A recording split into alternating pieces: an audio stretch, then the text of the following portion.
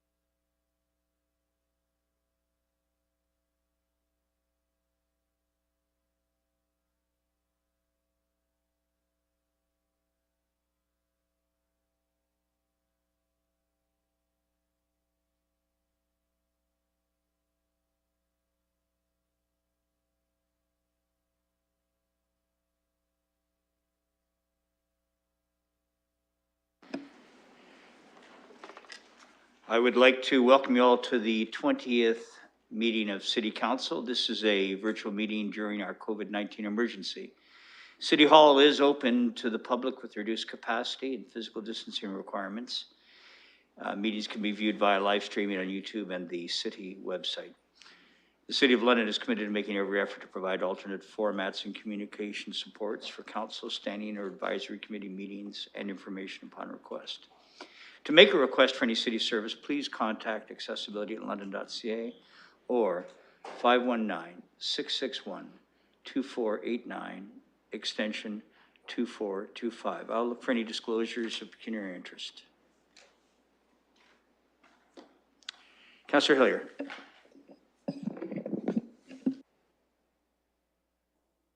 Sorry, recognitions. I jumped a little ahead of myself there. Councillor Turner, then, please.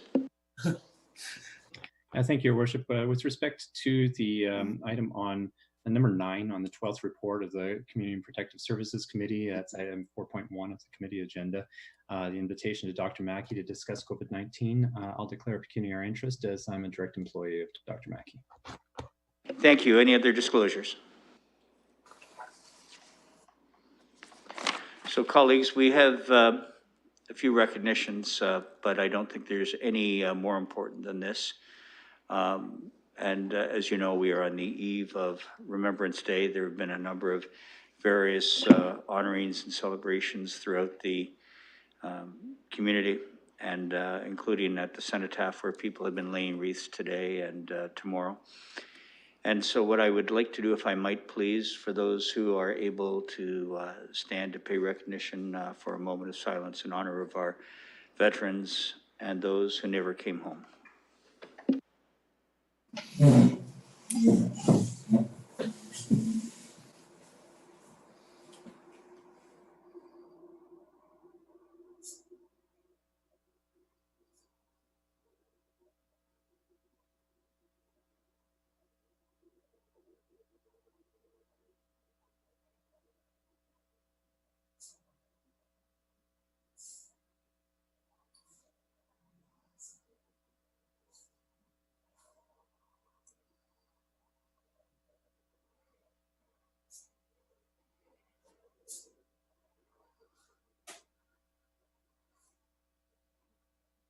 Thank you very much.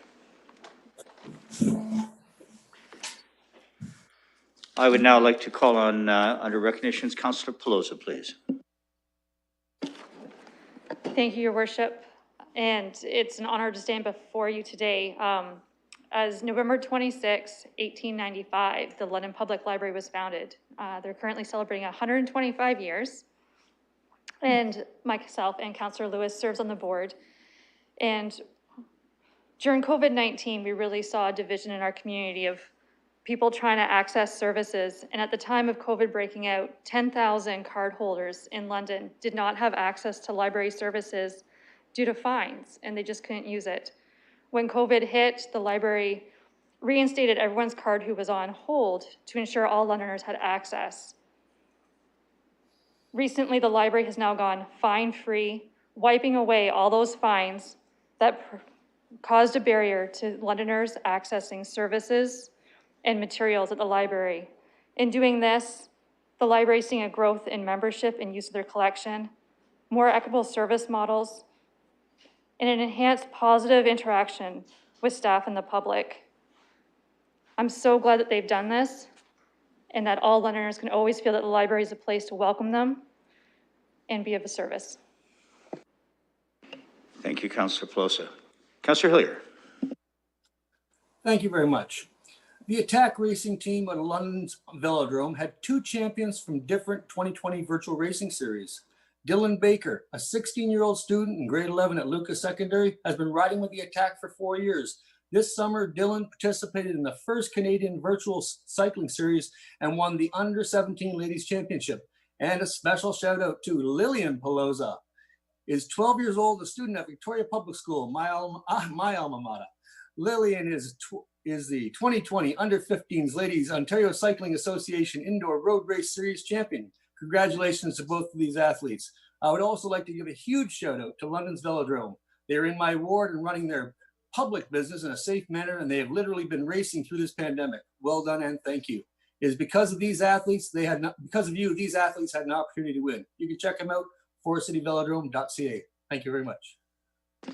Thank you, Councillor Hillier. I will be sharing a joint recognition with Councillor Morgan.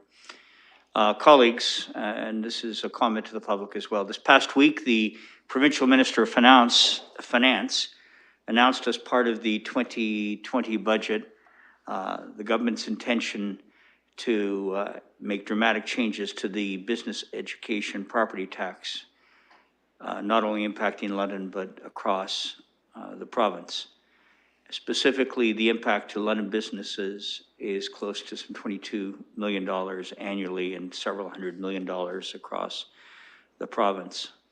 You know, it takes a talented team to make this kind of submission to the provincial government. London was specifically acknowledged for its efforts by the Minister of Finance, and I received a call from the Premier acknowledging London's efforts as well.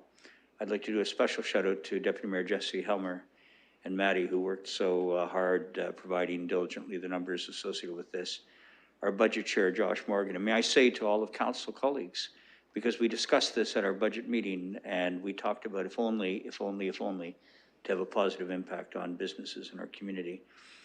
It goes without saying that our finance department, through Annalisa Barbon's leadership, has made that possible. And I'm going to ask Josh to make a comment in a moment. But first, may I say that businesses across the province will benefit from the work that London did over this past number of months. London is being recognized as a leader. London is being heard. I'd like to thank Premier Ford, Provincial Finance Minister Stewart, Phillips, local government MPs, Ministers Yurek and McNaughton as well, as we advised them of our intention to proceed. And from the Premier, the Finance Minister, and local government MPPs, we received strong support, resulting in what we heard last Thursday night. So with that, I'll turn it over to Councillor Morgan. Thank you, Your Worship. A little over 6 years ago, I could tell you I wouldn't have any idea what a business education tax was or how it impacted London businesses.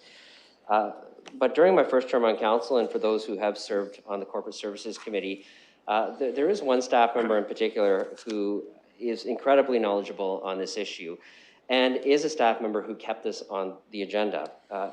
Him and his team worked tirelessly to ensure that this stayed on council's radar. And I took the time to meet with this individual to learn more about this when I saw in a report that there was some sort of equity issue with the business education tax that was impacting London businesses. At that time, I believe it was to the tune of about $10 million. Mr. Jim Logan, who has served an over 30-year career here at the City of London and continues to do so, is the staff member who really kept this on council's agenda, who educated people like myself and Deputy Mayor Helmer, Councillor Cassidy, others who have served on the Corporate Services Committee on this issue and the importance of the equity issue for London businesses. And so I wanted to, as we recognize what the province has done in listening to London's plea on this, also recognize the efforts of Mr. Jim Logan and his team for keeping this on the radar. And, you know, it's, I don't know when Mr. Logan will retire, but this is certainly one of those things that would be quite the accomplishment for any person's career to be able to have contributed to something that will be impactful right across the province for many years to come. So congratulations to Jim and his team on this as well. Thank you, Councillor Morgan. Apparently, if you do something of that significance, you're never allowed to retire. It's like Hotel California, I should suspect. I'm not aware of any other recognitions that have been brought to my attention. So with that, I am not aware either of any confidential matters to be considered in public. So we have, we're looking for a change in order motion to move item 4, council in closed session, and 17th report of council in closed session after stage 13 bylaws. Is there a mover? Councillor Hillier, seconded by Councillor Lehman. We'll call the vote.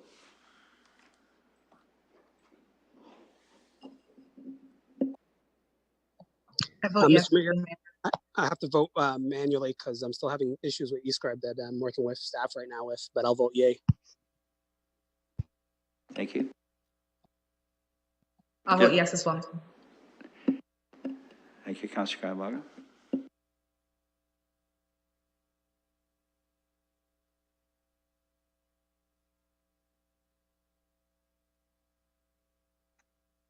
Your Worship, Councillor Lehman votes yea.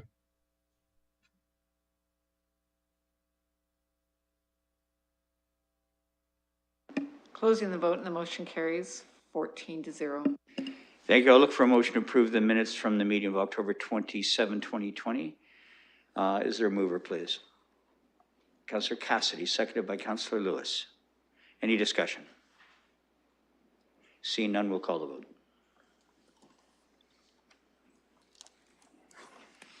I vote yay. Councillor Zali votes yay.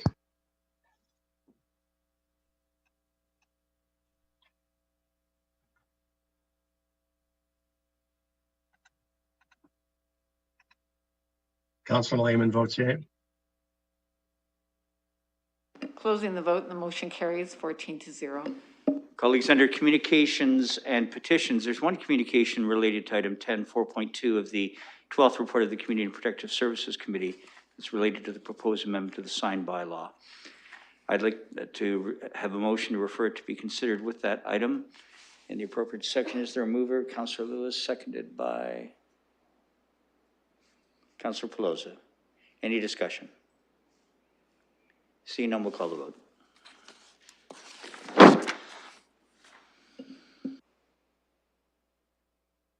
Councillor Zali votes yay.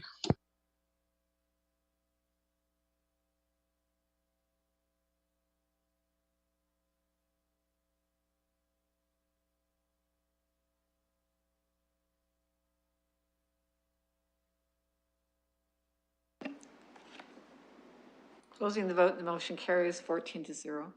Colleagues, have received no motions to which notice is given, which turns us then to the reports under section 88.1, the 12th report of the Community Protective Services Committee. I'll call on the chair, Councillor Lewis, to present the report, please.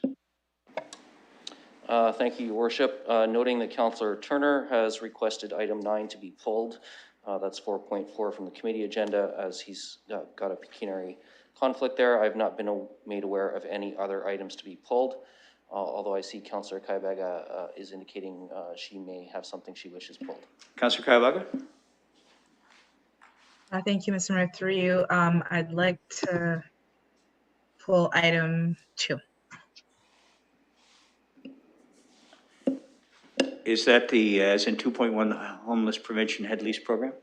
Yes, correct. Thank you. Any other items colleagues wish to have dealt with separately? Councillor Turner. 4.2, the signed bylaw. So noted. Any other items, colleagues? Seeing none, what we have on the floor are all items of the report with the exception of 2.1, 4.1, 4.2.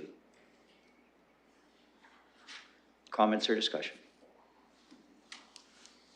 Councillor Lewis. Thank you, Your Worship. I'll just really briefly, for those who weren't able to attend to our committee meeting, to let you know that there are a couple of important updates on this agenda from, in particular, Ms. Smith's area. The update on free menstrual products available at city facilities. Not only has the product, or has the project been a success, but it's come in under budget and without any significant losses, which was one thing that was raised as a concern. And just thanks to our staff with regard to item 12, 4.4 on the committee agenda, the Canada Mortgage and Housing Corporation Rapid Housing Initiative. This was a really fast turnaround by our staff to get funding flowing for immediate housing projects. So I just want to thank them for their work on that. Thank you. Any other comments? See none, been duly moved. We'll call the question.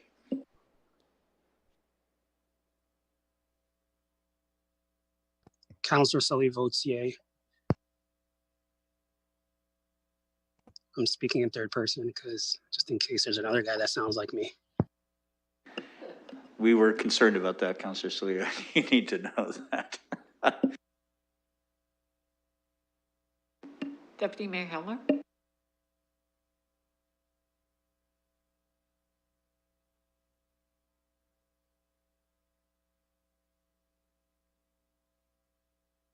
Closing the vote and the motion carries 14-0. Councillor Lewis. Thank you, Your Worship. Although I don't sound like Councillor Salee, I will put item 2, that's 2.1 from the committee agenda on the floor. Comments or questions? Councillor Kaibaga. Thank you, Mr. Mayor. Through you, I'd like to ask questions to staff. I was able to join the committee meeting when it was happening last week, and I did ask a question regarding the Western Fair emergency COVID space that has been used for COVID emergency responses, and I was under the impression that as it was going to come to an end and that it was going to be taken down. And my questions are around whether or not we can use that space to transition homelessness while we already paid for it. We already have the infrastructure in place. And I just wondered, and staff had replied in a meeting that they would just need some time to get some more information. I would like to know if they were able to get some more information and whether or not we can entertain a motion tonight.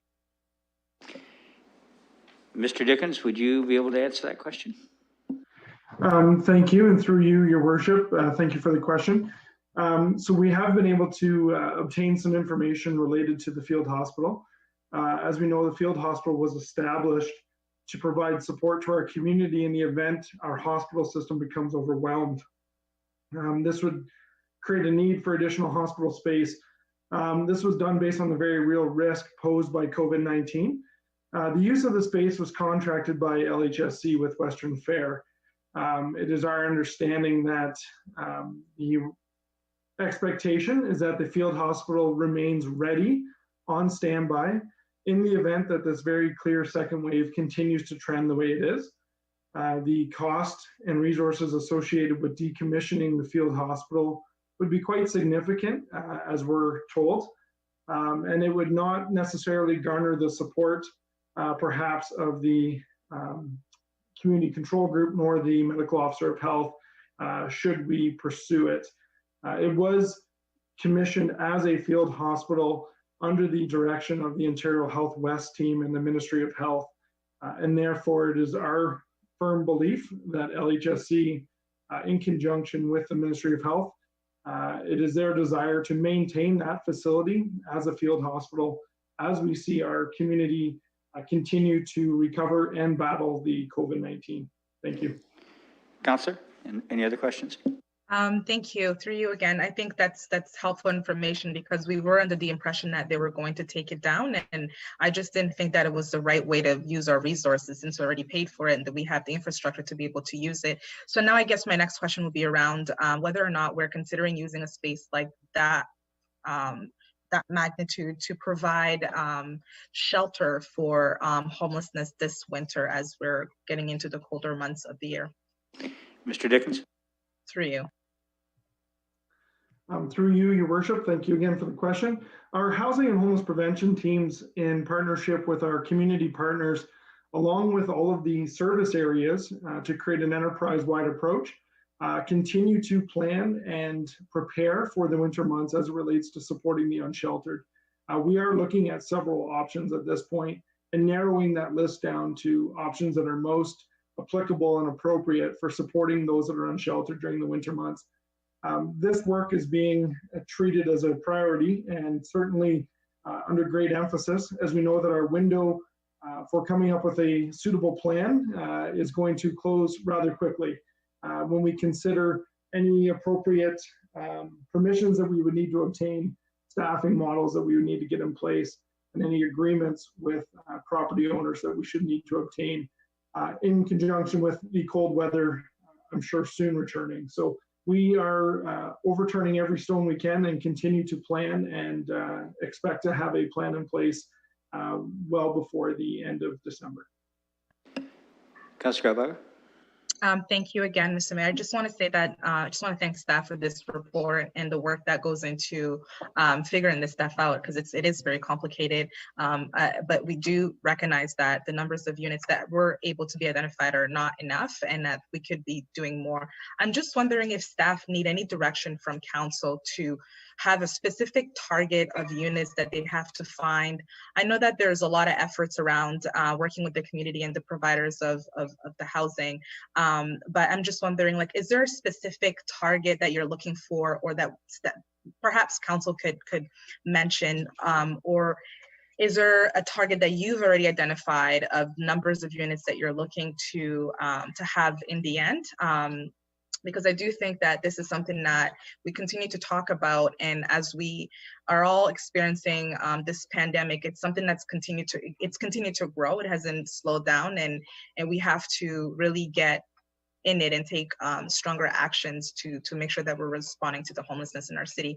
It does affect a lot of people, and it affects a lot of different ways that we function in our city. So it should be a high priority. And I do know that staff have made it a high priority, and I appreciate this report.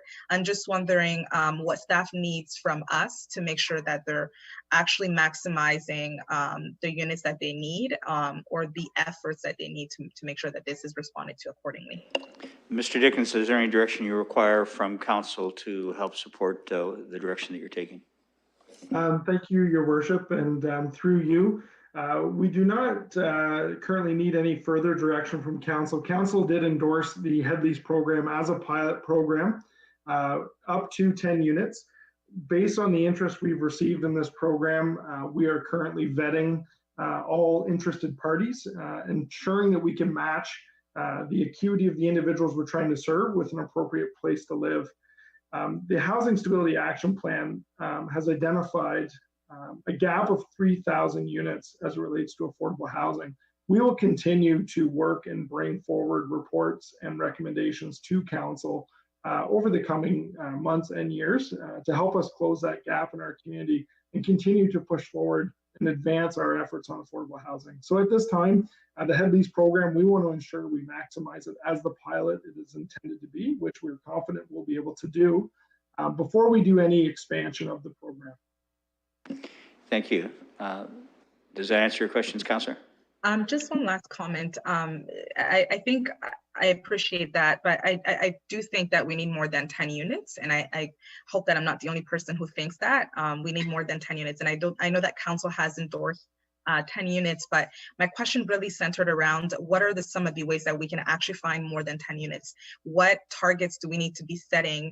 And where are we in that process? Because if we have to wait for a whole nother cycle of reports, which could take some time before we can identify how many other units that we need, by that time, we'll probably need more numbers of units than we actually need right now. So what is the actual number of units that's needed right now? And what can we do to actually respond to that? Because this is an ongoing issue that won't go away until we actually do everything that we can do to resolve it. Mr. Dickens? I don't mean to be difficult, Mr. Mayor, but I just want, it's an important discussion that we need to have. You're certainly not being difficult with the mayor. The question I think is directed at Mr. Dickens. Do you have some thoughts on that, please? Thank you, Your Worship. And through you, so we agree. The more units we can bring on board to a Head Lease program, certainly the better. Supporting these units is key to the success of the units. Housing with supports is a fundamental priority to ensure the success of the program and the success of the tenants.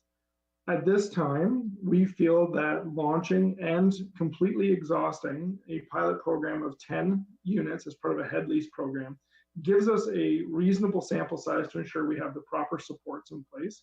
It also allows us to evaluate what level of supports and acuity are going to be needed to expand this program in the coming years or coming months. There is certainly a large gap in our system, and the actual number of units are sometimes tough to nail down based on the acuity of the individuals. What I'm trying to say is we feel like if we can launch this program and do it well, we will learn a lot through the 10 units in terms of the relationships with landlords, the level of support that are needed to support the tenants. And then we'll have a better understanding of how fast and in which ways we can scale up. And we will have a better understanding of the type of financial investment that will require. Councillor Kaibaga, you have about 20 seconds if you still want to carry on. I think I'll let others speak. I don't think my questions have been answered, so I'll let others chime in. Councillor Squire. Thank you very much, Mr. Chair. And I really want to speak on this particular issue. I think there's a couple of things to keep in mind. The first is that the Head Lease program is a new program that we are piloting, but I don't want anybody in the community to be left with the impression that this is all the City of London and our many partners in the community, that this is all that we're doing to try to find housing for people who need it in the City of London. I dealt with a lady this morning who needs to find housing in the City of London, is in a very difficult situation, and was able quickly to connect her with our staff at the City of London. I remember working with the PEP program at the London Health Sciences Centre for mentally ill patients who need a place to live, and the City of London stepped in and provided housing. Yes, we need more housing. We always need more housing. But in our last budget, this council funded every single housing ask plus. So we all want to help, but I think to focus on the Head Lease program and say, well, let's do more of that, I think would take us away from all of the other programs, including the Head Lease program, that provide real affordable housing to people in the City of London. So I understand the councillor's concern, but I think this council understands it well, and we've certainly addressed it through our budget, and many of us continue to address it every single day in the work we do in the community. Thank you. I have no other speakers on the list. It's been moved by Councillor Lewis. We'll call the question.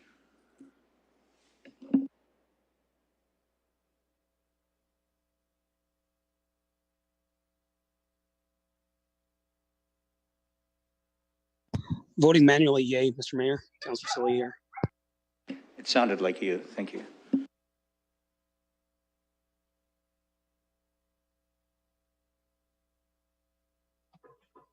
Mr. Mayor, I'll vote yay as well. I'm having issues with my the voting. Thank you. Thank you. Councillor Van Meerbergen, I'll vote yay. closing the vote and the motion carries 15-0. Councillor Lewis. Thank you, Your Worship. The next item on the agenda that I'll put on the floor is item 9. This one has a pecuniary interest for Councillor Turner. This is the invitation to Dr. Mackey to discuss COVID-19 health measures. Just for colleagues' clarification, the vote at committee was to receive the communication. We did not direct any action on this. Thank you. Comments or questions?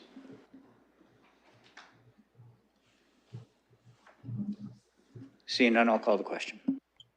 Saliani, yay.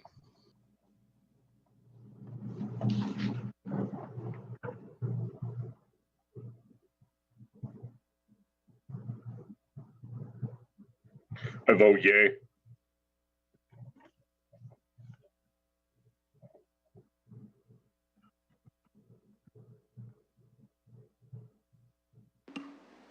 Councillor Kayabata,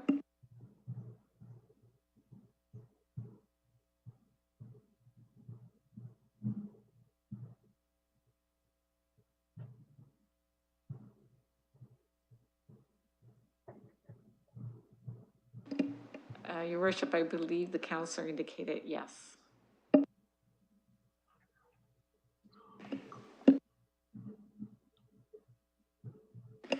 Councillor Kayabag has voted in the affirmative as well. Go ahead, clerk, please. Closing the vote and the motion carries 14 with 1 abstained. Thank you. Councillor Lewis. Thank you, Your Worship. I'll put item 10, that's 4.2 from the committee agenda, the proposed amendment to the sign bylaw on the floor. Colleagues, I just want to get into, or not get into too much detail here, but just draw to your attention that the motion that was passed at committee is for staff to provide a report back to us in the future based on steps taken by other municipalities, potential amendments, and some received communications. So just so colleagues are clear what the item is on the floor. That's good. Thank you. Comments or questions?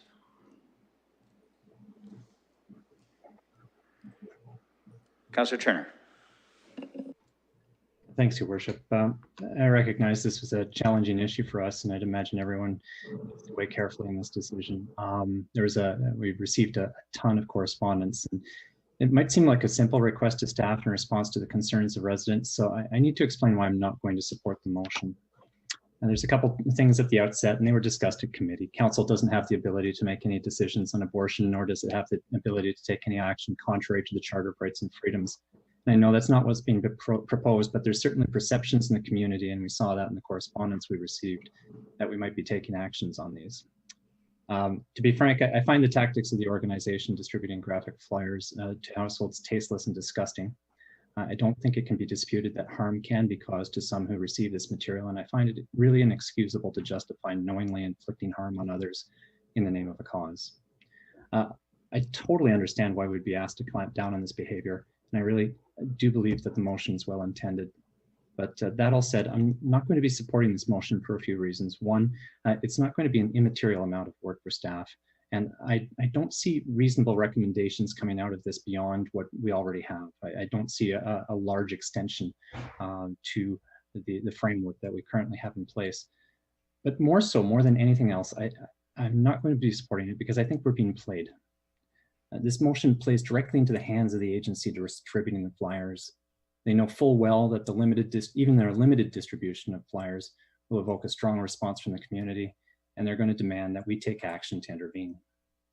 This motion was brought before committee, and it generated some media attention. Therefore, it amplified their message, and that amplification went well beyond the reach of the agency that they would normally get. And it allowed them to extend their reach far beyond London by messaging to supporters across the province, implying that we would be considering taking away their charter rights and making for them, this is a bit of a cause célèbre now. So everything is kind of focused now on London, and tons of attention is being generated, and we're giving more oxygen. And if this motion is passed, it'll come back to committee, and then it'll come to council, and it'll give them 2 more media cycles. And if that's passed, It may well be challenged in court, giving them yet another cycle. And then they're just going to move on to the next town and do it all over again. This is a tactic for them. And we're enabling that. And that's my concern with this motion. So I'd rather not give them that oxygen. They don't deserve it. And that's the reason why I'm not going to support it. Other comments or questions? Councillor Hopkins. Yeah, thank you, Your Worship. And thank you, Councillor Turner, for your comments too. This is a difficult conversation to have in the community, and I have welcomed the conversation. My name does appear on this motion, and I would like to have that opportunity to explain why my name is on the motion. It's, you know, regardless of if you're pro-choice or pro-life or freedom of speech, most likely no one's going to be happy with this motion, but it is an opportunity to address the concerns that are happening, that I'm hearing in the community.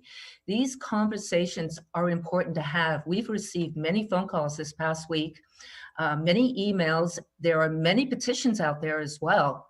It's very confusing, but it has given me an opportunity to discuss the concerns that I'm hearing from the community. It's important that we have these difficult conversations and to address, if there's an opportunity that we can ask staff, we know problems are starting to happen, not just in our municipality, but throughout other municipalities. Staff will have an opportunity. The report back is not going to happen soon. It's going to take, I think, in the next third quarter of next year for a report to come back. But again, it's something that we can ask staff to look at. Is it a growing problem? What are other municipalities? And have that report back. The confusion is apparent in the community when we get the phone calls saying, do not support this because it's taking away our freedom of speech. It's pro-life, it's pro-choice. My name would not be on this motion if it was what it was about. It's getting the information that I think we need and given an opportunity to address the concerns. So I am supportive of this motion, and I hope my colleagues will be as well. Thank you. Thank you. Other comments or questions?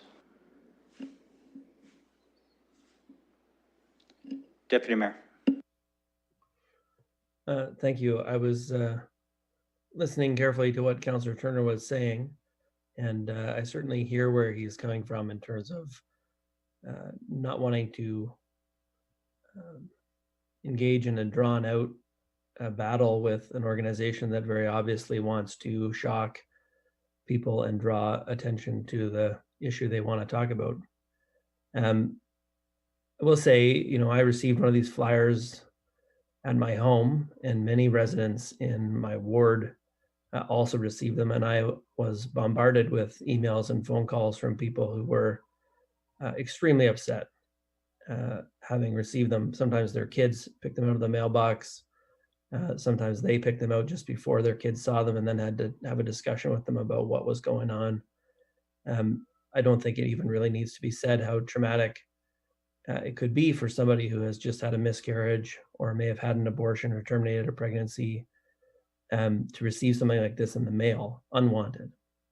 And, you know, I think it's a very difficult position to be in, to have people engaging in these tactics and then to have the answer be, well, we're not going to do anything about it. So, you know, I think it's clear to me that this kind of method of communication, it's not just communicating about an issue that is the problem, it's how people are communicating about the issue. We've run into this before, for example, with the people who are harassing people on the street, you know, using megaphones or, you know, yelling at people, insulting them. We had to make changes to our bylaws to deal with that behavior. And the behavior is not acceptable. And I do think it's a difficult one to do well. It's not like it's easy. And I've said that to people. I say, you know, there's a lot of things we could try to do that would not be effective. There are things that we could do that might be effective, but are not going to hold up to challenge. And so it's a hard thing for a municipality to act on. You know, we're not the provincial government. We're not the federal government. We have a limited kind of jurisdiction around this particular issue. And I do think it's not obvious to me what it is we can do that's going to actually be effective in terms of deterring the behavior. If that's what our objective is, we want to stop the distribution of these graphic images from happening. I'm not sure that there's anything we can do in terms of passing a bylaw that's going to really stop the behavior. The behavior might continue, and then it will just escalate from there now that there's a bylaw in place. So that's a bit of a quandary to be in. I can understand Councillor Turner's desire to just say, hey, we're just going to stop. We're not going to engage on that. We're not going to be baited into a long, drawn out back and forth. But I don't think that that's the right path. It's not really clear to me exactly what the right path is. I'm willing to support this motion that's coming forward from councillors. I commend them for bringing it forward. If we can get a staff report that comes forward with a good way to handle this issue and addresses the problem, somewhat or fully, excellent. If it comes forward and it doesn't look like it's going to work, maybe the answer is we haven't really come up with a solution.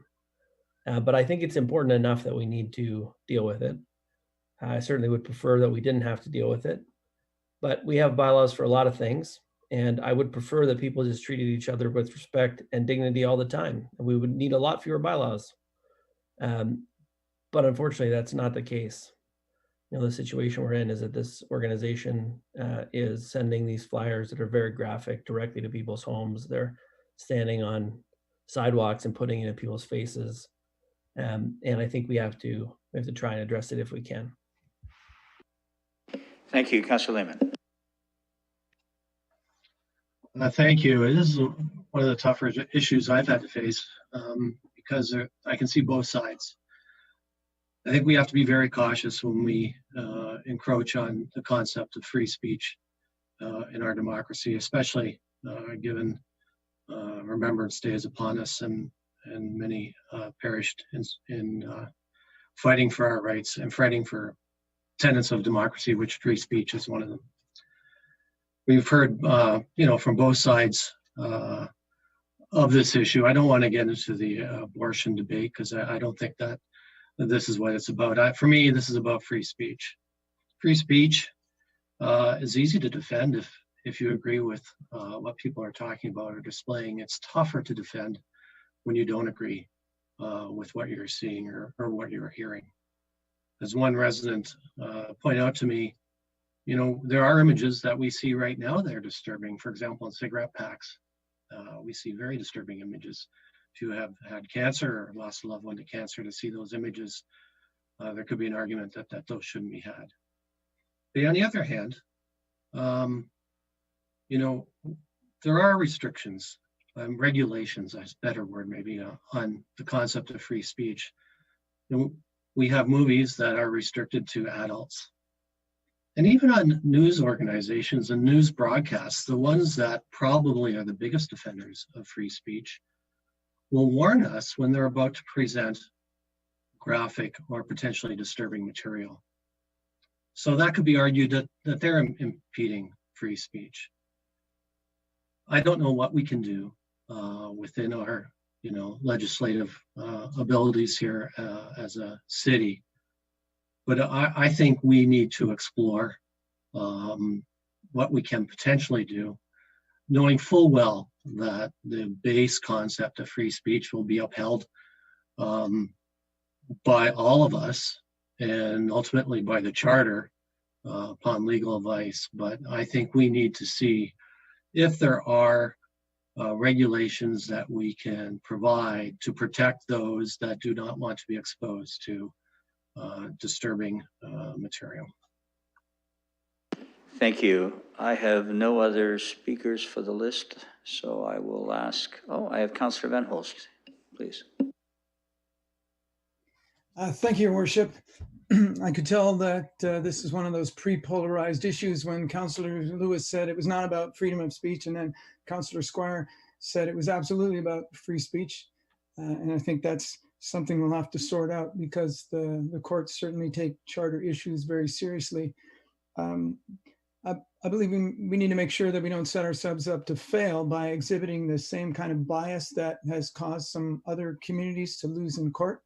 So Staff is going to do a report and should present a fair spectrum of options. I'm happy that the committee referred the approach I suggested into the mix because it's one that didn't interfere with the freedom of expression. And I think if we include a do nothing option as well, then that should give us a report that said they can't be accused of being biased at the outset. I just want to stress that staff's direction is to report back with information and options. And that doesn't mean that they choose an option and come back with a full-blown bylaw. So, I think those are the relevant comments. This is a dilemma because the motion itself doesn't do anything in particular. We are, as people have said, just looking for some information. If my colleagues want that, perhaps that's fine. Councillor Turner makes good points. So it's, I think people have to realize that this is just a tentative thing. And for that reason, I may support it to see what comes back. Thank you. Councillor Van Meerberg. Thank you, Mayor. I wanted to reiterate this concept that we are getting information back and a report back, because I think there's significant misunderstanding in a good portion of the community, certainly in terms of the emails and phone calls that I've received, thinking that we're actually creating a new bylaw or perhaps even amending current bylaw.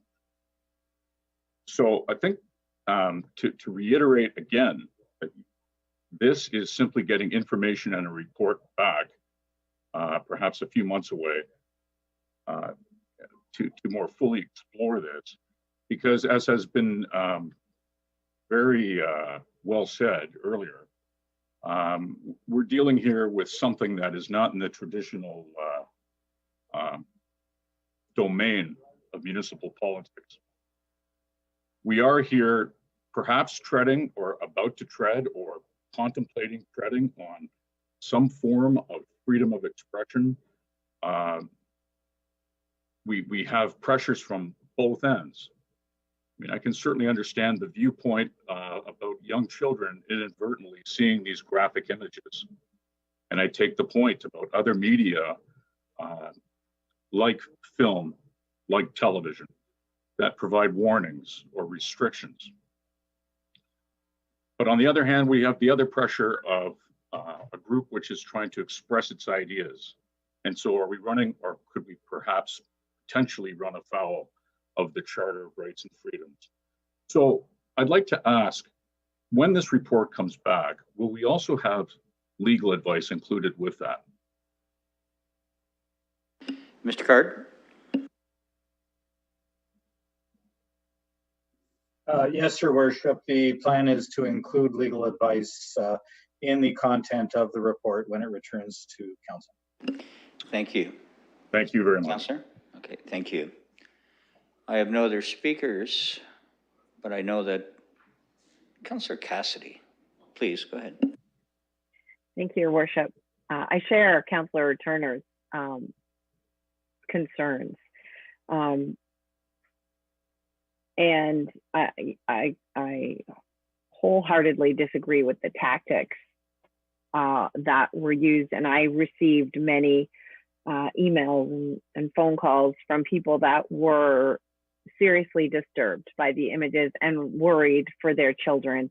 In particular, there was one neighborhood group that managed to get on top of it, and through their email network, managed to warn a good portion of the neighborhood. But, and I'm glad to hear that we will be receiving legal advice, because I'm not a lawyer. I'm not going to pretend I know the law or the legal aspects of this, but in a really cursory research that I have done, I've seen a lot of cases where courts have upheld not this material, but there's manner of distributing material, from delivering flyers to postering on public polls and things like that. And specifically in that postering case, the court said that by allowing people to use that manner of getting their message out, it broadens the ability for people with limited resources to get their message out. They're not limited to some sort of paid form of advertising.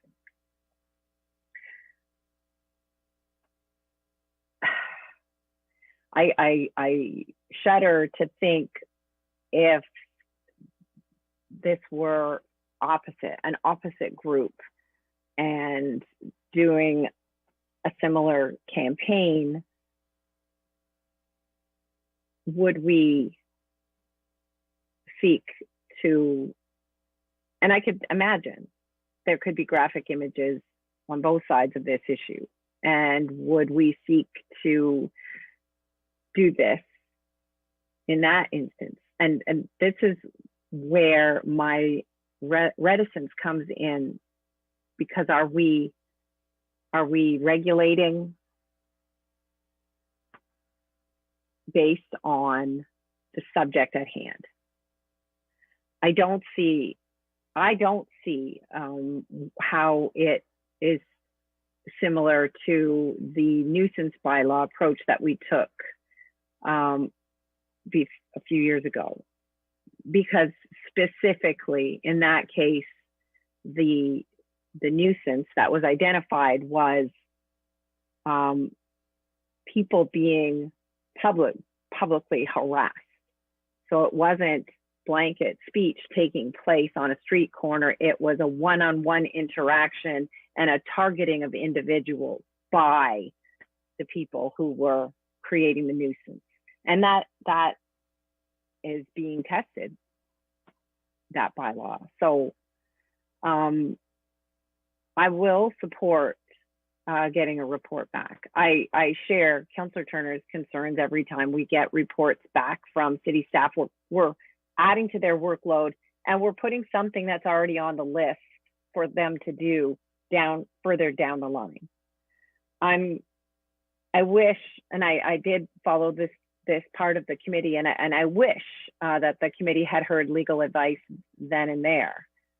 I understand that even then would take some time for staff to research and come back with that legal advice. But I am very concerned. We have been accused in the past of limiting freedom of expression as guaranteed under the Charter of Rights and Freedoms. 15 seconds, Councillor.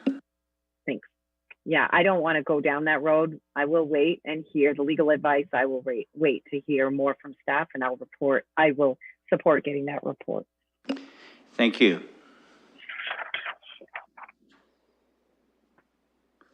For a wrap then, Councillor Lewis, please.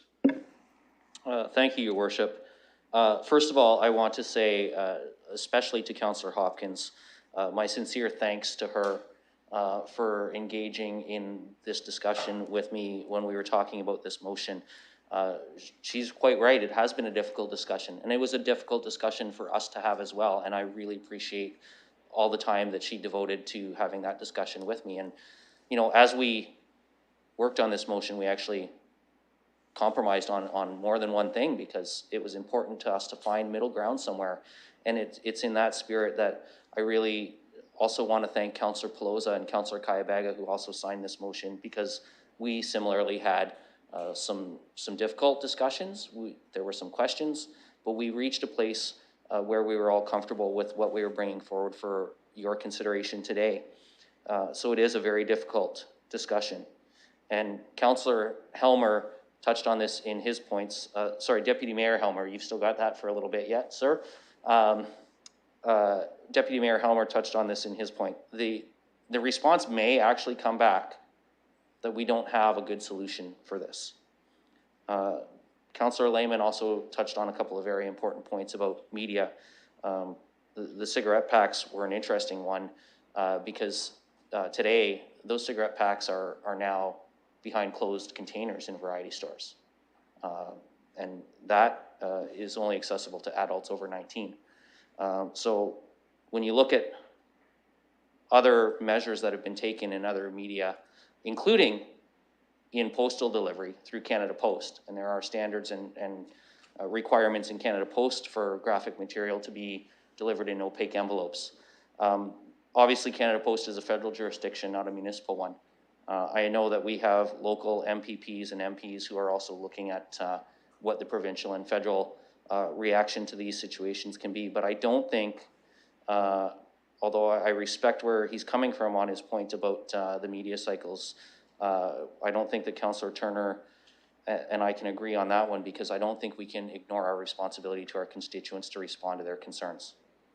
And how that response plays out remains to be seen. What options come forward remain to be seen, and it will be, no doubt, a long, drawn-out situation, but I think we have a duty to those constituents who have raised this concern with us to at least pursue this, so I do hope that colleagues will support this in the vote. With that, we'll call the question.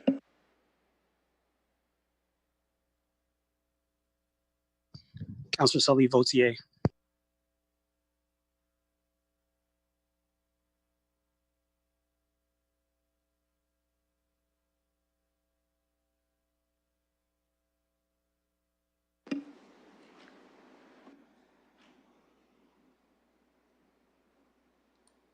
Closing the vote and the motion carries 13-2. Thank you, Councillor Lewis. Now Thank for you, the Worship, and I'll just say this is my final time standing to report from Community and Protective Services. So thanks to everybody who served on the committee this year for letting me be your chair, and best of luck to incoming Chair Deputy Mayor Helmer. A lot of reasons you dressed up tonight, Councillor Lewis. That's very nice. We now have thank you. We now have the 17th report of the Corporate Services Committee. I'll call on Councillor Kevaga, please. Thank you, Mr. Mayor. I'd like to put the 17th report of the Corporate Service Committee. I have not been asked by anybody to pull any items, so if there's any colleagues that want to pull any item right now. Thank you. Any items that colleagues wish to have dealt with separately?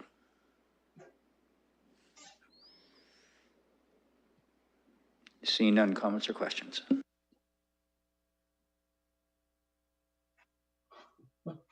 Councillor Cassidy.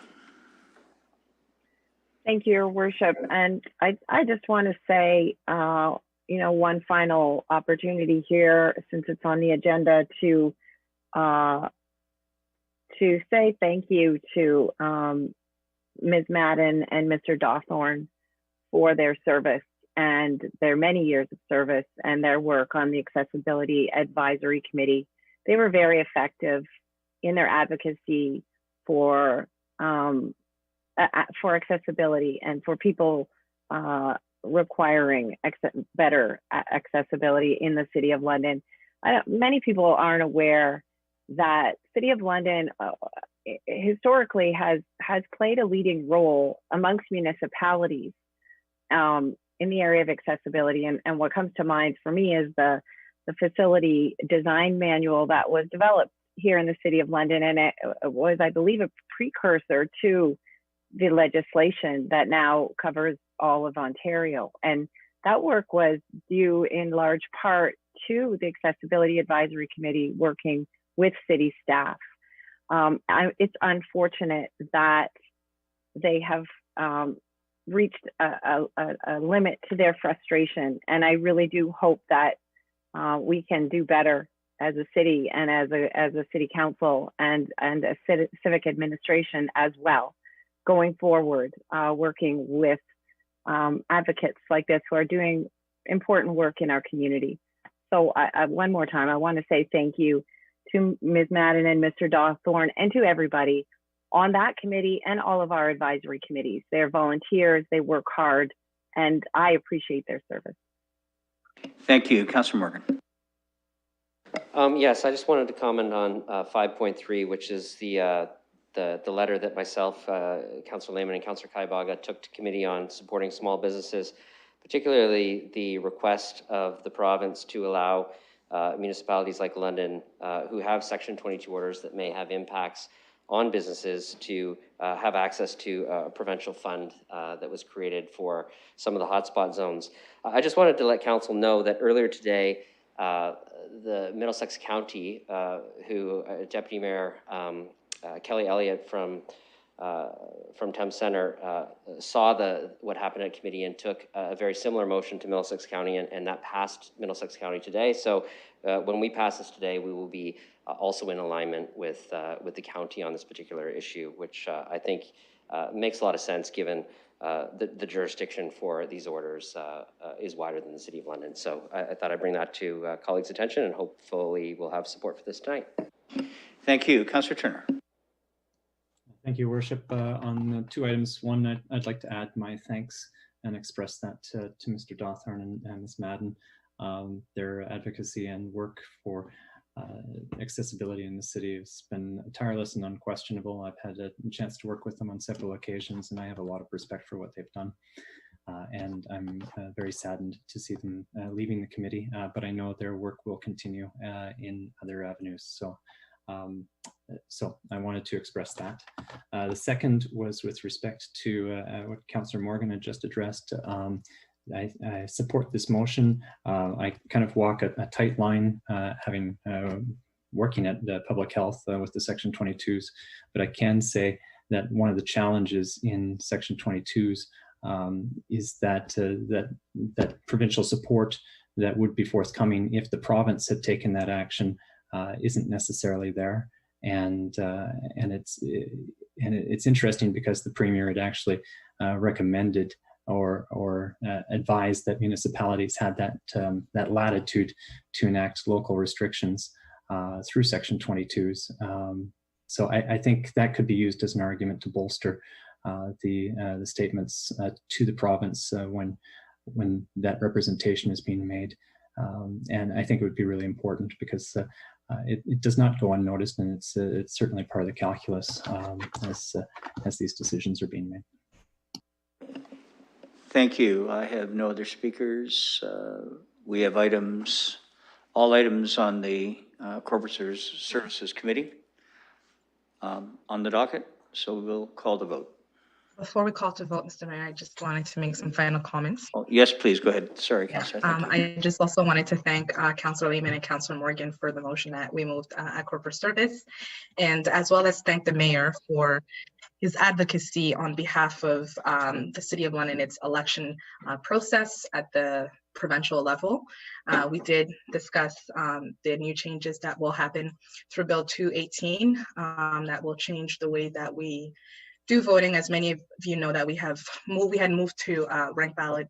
I don't know exactly where that sits right now, but I just wanted to do a shout out to the Mayor because I did see his video as he was advocating on behalf of the City of London, and also thank Councillor Lehman and Councillor Morgan for the motion that supports businesses as it impacts a lot of businesses in the downtown.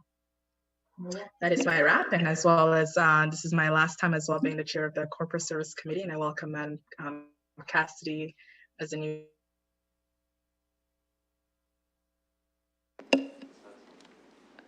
chair. It's been You were frozen in time on that very great moment of thanks, Councillor Kabaga. I've got to tell you, that was a historic moment. Thank you for that. Did my voice come out? Most of it.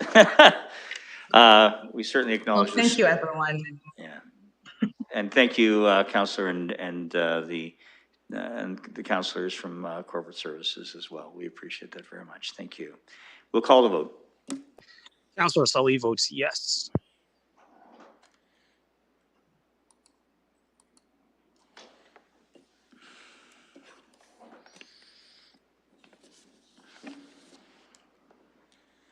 Closing the vote and the motion carries 15-0. Thank you, Councillor Kabaga. I'll now turn to the 17th report of the Planning Environment Committee. Councillor Cassidy, if you would. Thank you, Your Worship. It was a short agenda, not a very long meeting, relatively speaking, and I have not heard yet from anybody that would like to pull an item. Does anyone want any items wished to be dealt with for separate discussion? Vote. Seeing none, comments or questions? So, Your Worship, I'll just say, introducing this report briefly, to call council's attention to item 2.6 from the committee report, which is the building division report. This is almost always a good news report. I think we had one this year because of COVID, one or two, where we saw a complete halting of building permits, and that was due to the halting of all construction in the city because of the pandemic.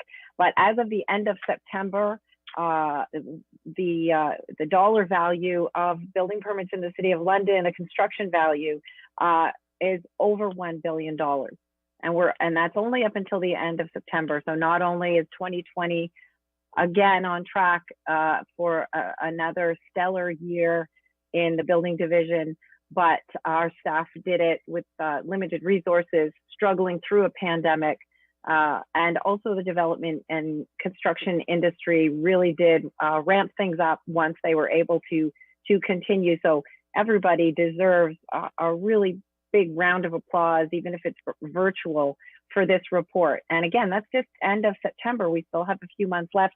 And with this weather, we may see some more good numbers coming through right through to the end of December. So I wanted to call attention to that. And then I also did want to mention we had only one public participation meeting in the meeting last Monday, and it was for a site in Ward 5. The staff recommendation was to approve the zoning bylaw amendment, and committee is also recommending an H5 holding provision, because there were a number of members of the public who came out and expressed concerns with this development. And so with the H5 holding provision, that will result in a public site plan meeting, and will allow the public to come out again and speak about their concerns, which mainly revolved around the site plan. There were issues with the density and the height of the building as well, which is often in an infill development, but public site plan meeting will give them another opportunity to have the committee and council address their concerns. Thank you. Any other comments or questions?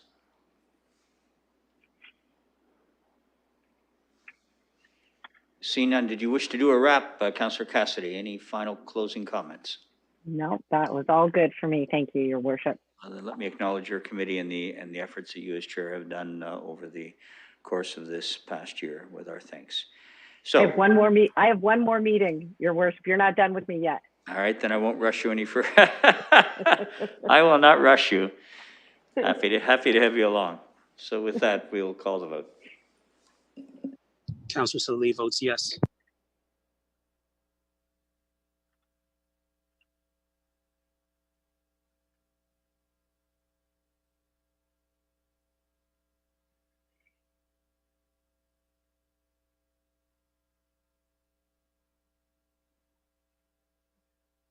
Closing the vote and the motion carries 14-0.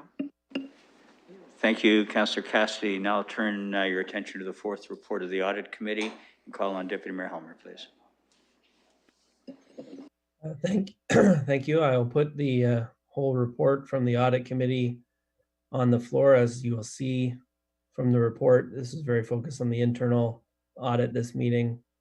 There was an adjustment that's being recommended by committee to the status of one of the observations related to Dearness Home. It's being changed from management accepts the risk to essentially it's ongoing.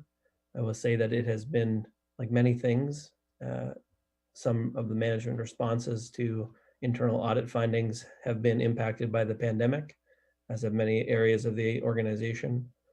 This, I just want to emphasize, is a clerical positions where we're talking about cross-training people and a couple of other observations from the internal audit. I think they're important, but Mr. Dickens was there at the audit committee meeting to talk about why they had been put on hold in response to the pandemic, as staff at Dearness Home have been occupied with matters that are more urgent and pressing than responding to the internal audit findings. So the adjustment from the committee is essentially to say, when we are able to get to these items, they will be addressed, rather than saying they will just be, the risk will just be accepted. And that was something that Councillor Turner brought forward, and committee had a good discussion about it. And I should have asked if there were any items that colleagues wish to have dealt with separately for voting purposes. And thank you for those opening comments, Deputy Mayor. Any comments or other questions with regard to the audit report?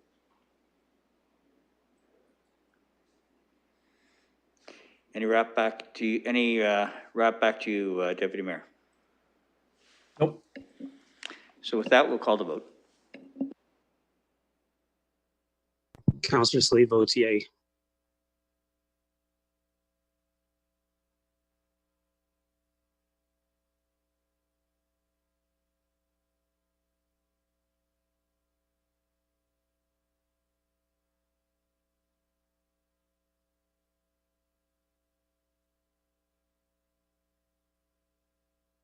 Closing the vote and the motion carries 15-0. Thank you, Deputy Mayor Helmer. I am not aware of any deferred matters, and I've not been made aware of any inquiries. Councillor Turner. Thank you, Your Worship. I circulated an inquiry to you earlier. My apologies. It was not with a lot of time. If I might, through you, Your Worship, ask an inquiry with respect to the city's updated website. Go ahead, please, Councillor Turner. Okay. Thank you. So through you, I'm hoping to ask about the updates to the city's website tonight.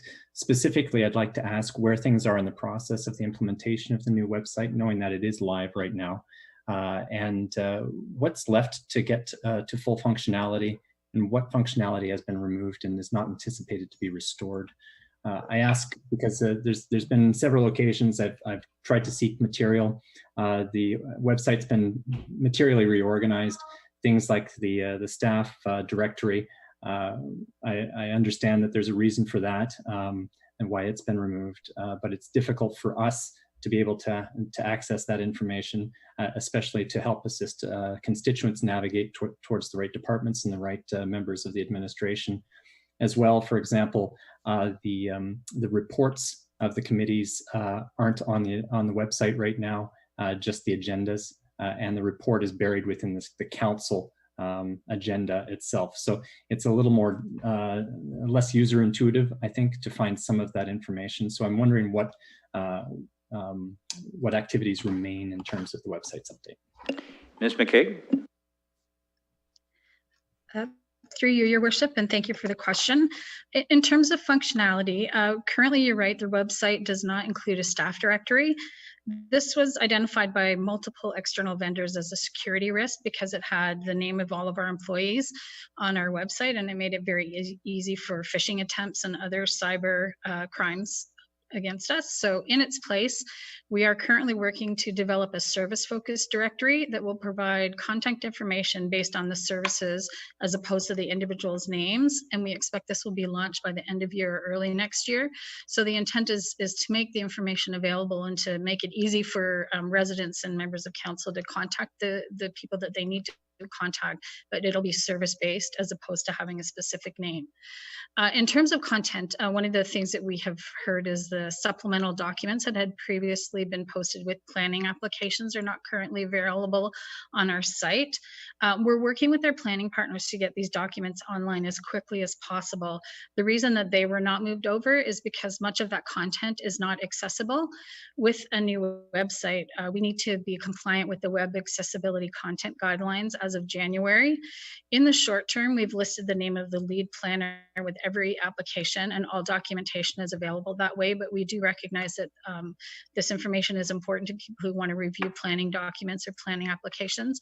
So we're working as quickly as possible to prioritize those and create a solution so that the information will be available as quick as we can. An additional function that was impacted when we launched the site was the ability to search our council and committee meetings. This wasn't intentional, but it was detected shortly after the site launched. So people who visit the site, as you've said, can access the council and committee meeting agendas in minutes. But by the end of this week or early next week, we'll also have the search functionality back in place so that they can also search the content within those documents. Our previous site had close to 30,000 pages of information on it, and not all of that content was moved over to the site. So there may be pages that individuals or members of council are looking for that are not currently on our site. We move content based on the data that we had, and the content that was accessed most frequently is what you see now. But there's content that's critical to the community that we've missed. We have the flexibility to continue to build the site and respond to all of the feedback that we're receiving. Thank you. Councillor Turner? Yeah, thank you. That's helpful. And it would be helpful to know what the process is for identifying those pieces that didn't migrate over and having them converted to accessible formats. There's just in the past month and a half, I've found significant difficulty in finding resource materials for our debates. And I can imagine that same challenge would exist for the public as well. So if that can be identified, perhaps even within the website, searching something you can't find, tell us what it is, and we can help make sure that that gets in there. Ms. McKay? Through your worship, we have identified the lead planner. So anyone who's looking for that information related to planning applications has the ability to reach out to the lead planner, and they'll be provided. But we will identify as soon as we've determined the route that we're going to take to make all of these documents accessible and back online. We can share that information, and we hope to have that planned shortly. Councillor, we're good? All right, thank you very much. Colleagues, I'm not aware of any emergent motions.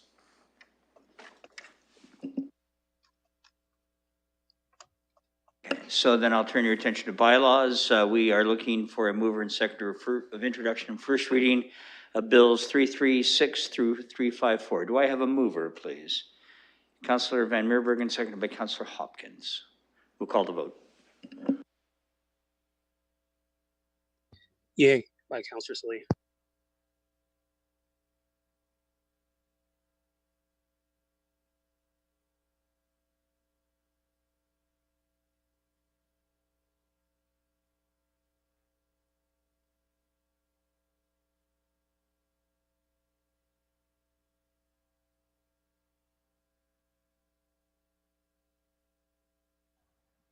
It's Councillor Hopkins. I think I'm having problems getting my vote.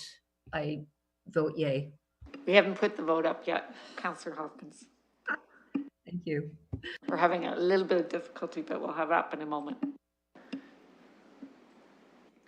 Councillor Slee was just a little ambitious. We like that.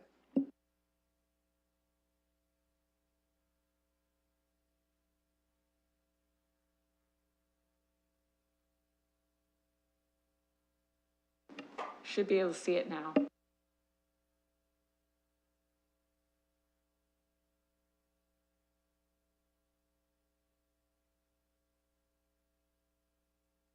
Closing the vote, and the motion carries 15-0.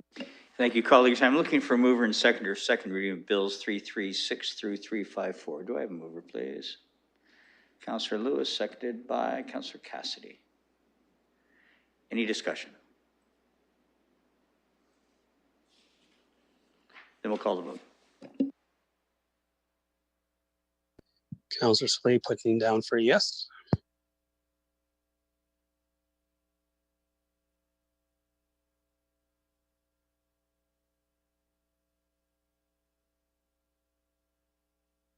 Closing the vote, and the motion carries 15-0. Colleagues, for third reading and enactment of bills 336 through 354, I'll look for a mover, please. Deputy Mayor Helmer, seconded by Councillor Hillier. We'll call the vote. Councillor Salee votes yes.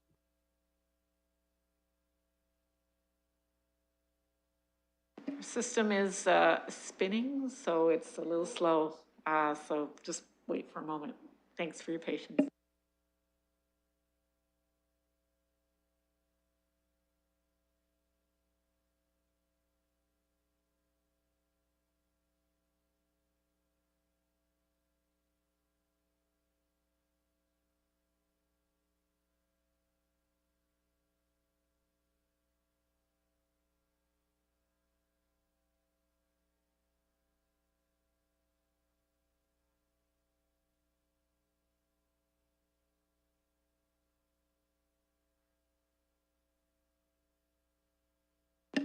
Closing the vote, and the motion carries 15-0. Thank you, colleagues. Now I'll look for a motion to move into closed session. Councillor Kabaga, seconded by Councillor Heller. We'll call the vote.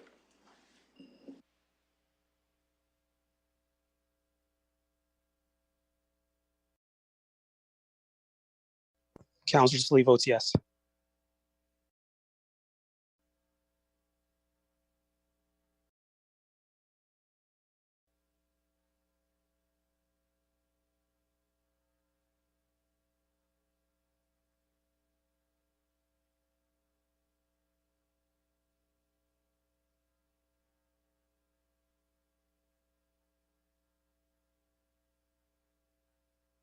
Deputy Mayor Helmer and Councillor Hopkins.